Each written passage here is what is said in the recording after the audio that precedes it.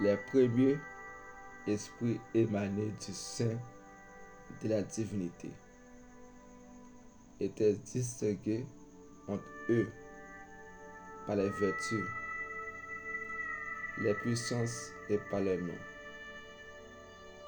Ils occupaient l'immense circonférence divine, appelée vulgairement domination, et qui porte son nom d'éner. Selon la figure suivante, 1. Et c'est là que tout esprit supérieur, 10. Major, 8. Inférieur, 7. Et mineur, 3. Devait agir et opérer pour la plus grande gloire du Créateur. Leur domination ou les nombres prouvent que les émanations viennent réellement de la quatrième essence divine.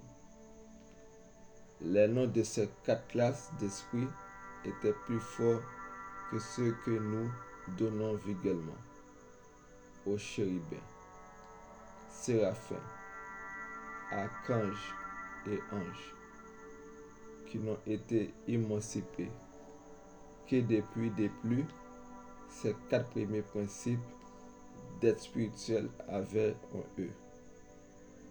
Comme nous l'avons dit, une partie de la domination divine, une puissance supérieure, majeure, inférieure et mineure, par laquelle ils connaissaient tout ce qui pouvait exister ou être renfermé dans les êtres spirituels, qui n'étaient point encore sortis du sein de la divinité. Comment, dira-t-on, pouvait-il avoir connaissance des choses qui n'existaient pas encore distinctement et hors du sein du Créateur?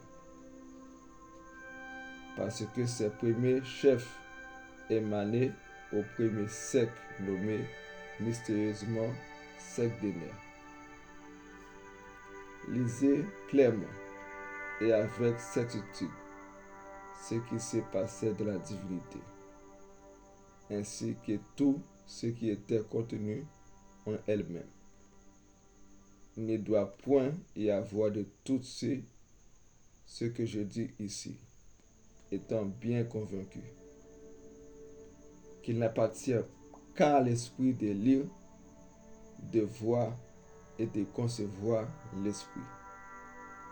Ces premiers chefs avaient une connaissance parfaite de toute action divine, puisqu'ils n'avaient été émanés du sein du Créateur, que pour être témoins face à face de toutes ces opérations divines et de la manifestation de sa gloire.